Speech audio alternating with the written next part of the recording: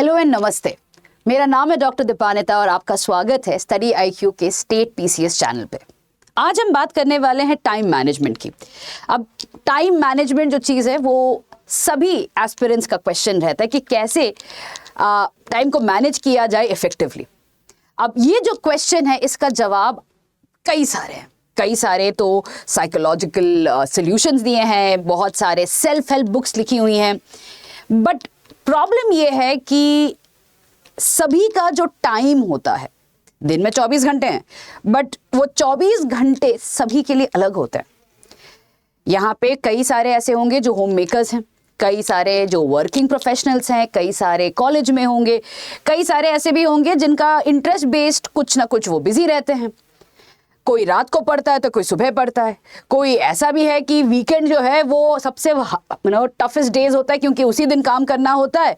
Weekend का जो concept आता है वो कभी ना कभी वीकडेज पे आ जाता है। जैसे कि होम मेकर्स, क्योंकि घर पे सभी रहते हैं वीकेंड में, तो पढ़ाई तो होती नहीं है। हो सकता है कि जो वेडनेसडे थर्सडे होता है वो उनके लिए वीकेंड हो जाए। तो इसी वजह से जब टाइम मैनेजमेंट की बात करते हैं तो अपना स्ट्रेंथ और वीकनेस जानना बहुत ज़रूरी है। तो आज इस वीडियो में मैं दो ऐसे स्ट्रैटेजीज बात करने वाली हूं जो एग्जिस्टिंग है। कई सारे टॉपर्स ने कहा है कि उन्होंने ये सारे स्ट्रैटेजीज अप्लाई भी की हैं अपने स्टडी पैटर्न में। और उसके बाद मैं एक जनरल कुछ टिप्स एंड ट्रिक्स देने वाली हूं जो आपको अपना टाइम मैनेजमेंट इफेक्टिवली करने में सहायता देगा। चलिए पहले आते हैं आइजनहावर मैट्रिक्स। इसका जो मैट्रिक्स है उसमें 4 क्वाड्रेंट है।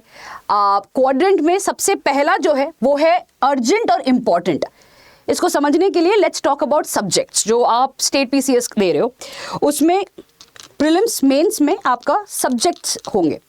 अब उस सब्जेक्ट्स में कोर सब्जेक्ट्स कुछ होते हैं, जैसे कि ज्योग्राफी हो गया, पॉलिटी हो गया, इकोनॉमी हो गया। अब वो जो कोर सब्जेक्ट्स हैं वो इम्पॉर्टेंट है और उसको अर्जेंटली करना होता है क्योंकि सबसे ज़्यादा स्कोरिंग वही है। तो क्या करना है, उसको कंप्लीट करना है, रिवाइज करना है प्रॉपरली, क्योंकि स्कोर तो उसी से होने वाला है। तो वो डू इट नाउ में आएगा। ऐसे कुछ सब्जेक्ट्स होते हैं जो इम्पॉर्टेंट हैं बट इतना अर्जेंट नहीं होते हैं, मतलब 4-5 क्वेश्चन ही आते हैं उससे। वो लार्जली आप एक बार बाद में भी करोगे, आफ्टर दिस तो चल जाएगा। उसको आप शेड्यूल कर दीजिए। You can decide on when you want to do. वो इंपॉर्टेंट और नॉन अर्जेंट में आ जाएगा। बट पढ़ाई तो एक लौती चीज़ नहीं होती है ना, काम भी करना होता है। आप अगर कॉलेज के स्टूडेंट भी हो तो आपका कोई ना कोई तो काम होगा ही, घर पे ही हो जाए या अगर आप हॉस्टल में हो तो हॉस्टल में भी आपको कुछ खाना या कुछ ना कुछ तो रहता ही है, कपड़ा धोना, बिग टास्क। अगर आप वर्किंग प्रोफेशनल हो तो जॉब है, तो कुछ ना कुछ ऐसा काम रहेगा ही आपको जो आपको करना है ना। उसके लिए थोड़ा बहुत जो वो काम है उसको आप डेलीगेट करोगे, क्योंकि अर्जेंट काम है वो करना तो है ही। उसको डेलीगेट करना सीखिए। सब कुछ आप खुद नहीं कर सकते हो, ये चीज़ समझना बहुत ज़रूरी है। ऐसे कई सारी चीज़ें हैं जो आप बोल सकते हो कि आप कोई और कर ले, किसी से मदद मांग लो। 12th फेल में गौरी भैया का काम यही था ना, डेलीगेट।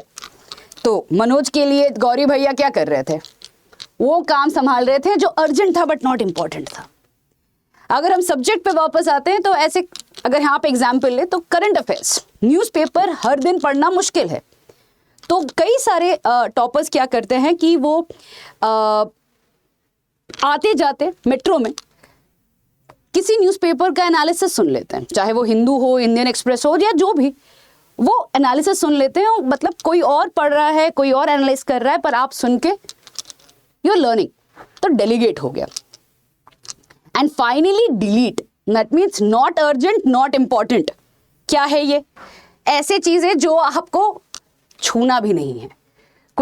सिलेबस अगर आप देखोगे तो कुछ ऐसे सब्जेक्ट्स होते हैं, कुछ ऐसे सिलेबस होता है जो आपको पता है कि ये कवर नहीं होने वाला है, क्वेश्चंस कम आते हैं, उन क्वेश्चंस को हाथ भी नहीं लगाना होता है।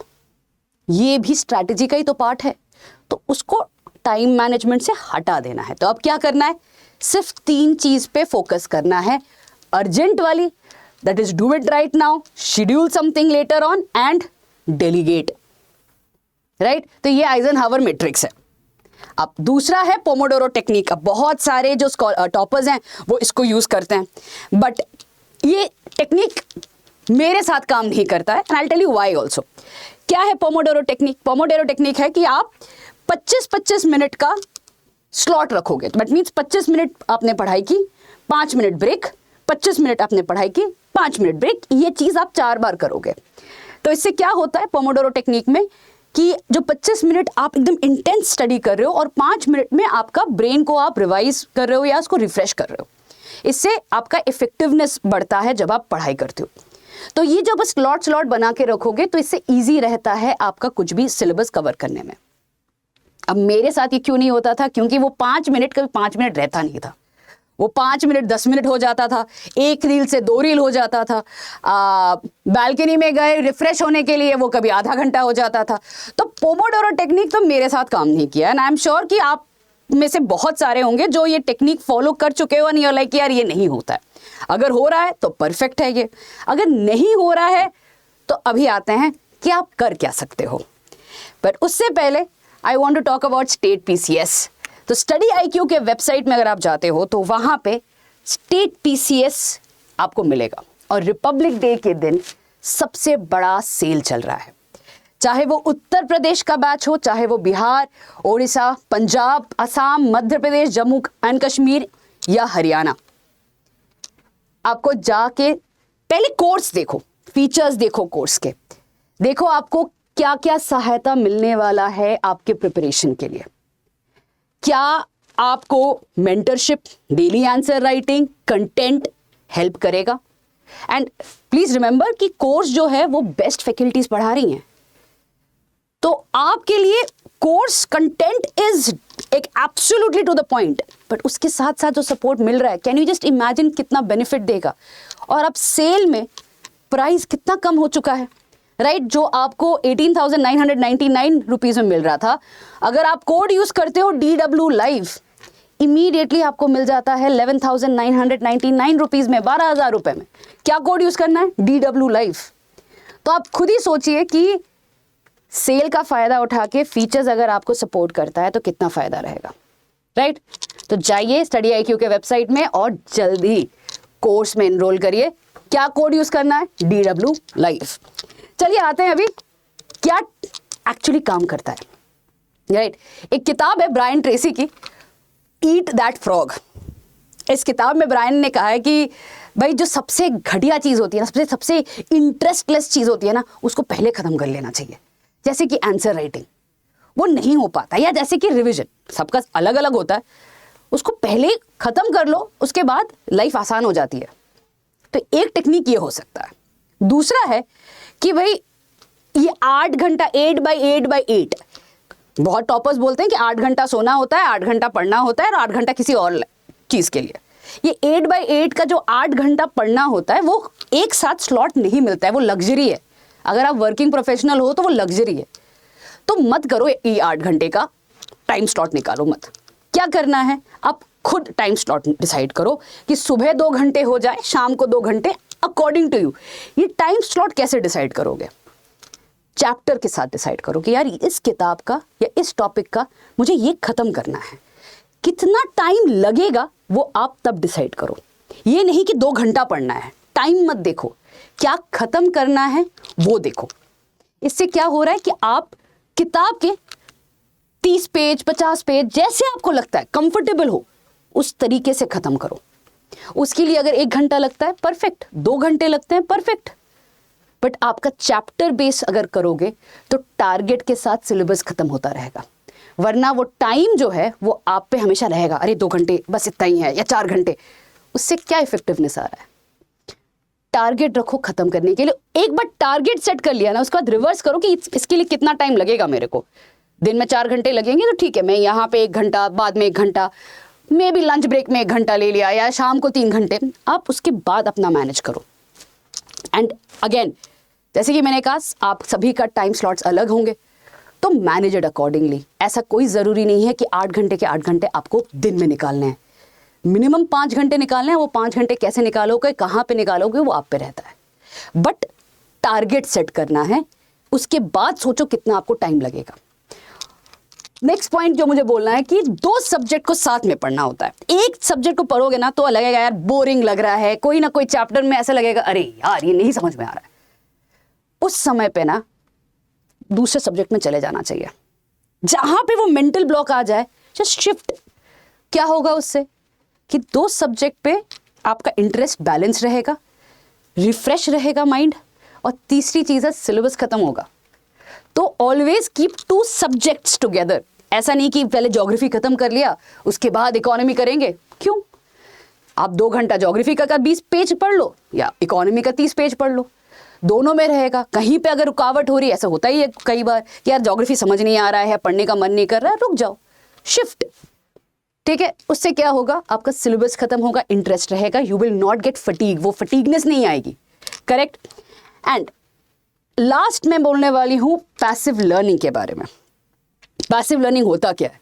जब आपके सामने वो किताब या टीचर ना हो, इस समय पे क्या करना होता है कि आप आंख बंद करके, आंख मत बंद करो, अगर टहलने जा रहे हो तो उस समय पे दिमाग में जो आपने पढ़ाई की है ना उसके बारे में सोचो। एक ट्रिक बता रही हूं, जैसे कि आजकल गवर्नर को लेके बहुत चल रहा है, हलचल चल रहा है, या काफी कि फेडरल स्ट्रक्चर में क्या है, काफी चल रहा है इसको लेके, 1 इलेक्शन को लेके, 1 नेशन 1 इलेक्शन को लेके। इस चीज को आपने पढ़ लिया है। अब जब आप वॉक कर रहे हो या कुछ खाना बना रहे हो या कोई ऐसा काम कर रहे हो जहां पे आप मेंटली इतना इंगेज नहीं हो, उस समय पे उस टॉपिक को विजुअली सोचो। विजुअली मतलब उसको मूवी की तरह एक बार सोच लो, किसी को एक हीरो बना लो, एक्टर बना लो, कुछ स्टोरी की तरह देख लो।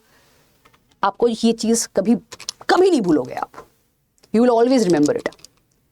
तो कोई भी चीज को अगर आप विजुअलाइज करके पढ़ते हो ना वो इजी रहता है। इसीलिए तो माइंड मैप्स काम करता है। माइंड मैप्स इसीलिए काम करता है, और माइंड मैप्स बनाने के लिए टाइम लगता है। तो if you don't want to invest that time, best है कि वो मूवी की तरह सोच लो चीज को, हो गया, याद रहेगा आपको। एंड बी ऑब्सेस्ड, एक किताब है बी ऑब्सेस्ड और बी एवरेज। ये चीज बहुत इंपॉर्टेंट है। जुनून चाहिए होता है कोई भी एग्जाम क्रैक करने के लिए, तो उस जुनून को हमेशा you have to keep it strong. ऐसा नहीं कि यार क्या हो रहा है, क्यों कर रहे हैं, वो जुनून बहुत जरूरी चीज है। Keep your self motivated and effectively manage your time, that's it. वो जुनून के साथ कुछ भी हासिल हो सकता है, that is the secret, right. तो बी ऑब्सेस्ड की ये तो मैं करके छोड़ूंगा बस। चलिए इसी के साथ मैं आज इसी सेशन में एंड करती हूँ। Thank you so much for joining me today.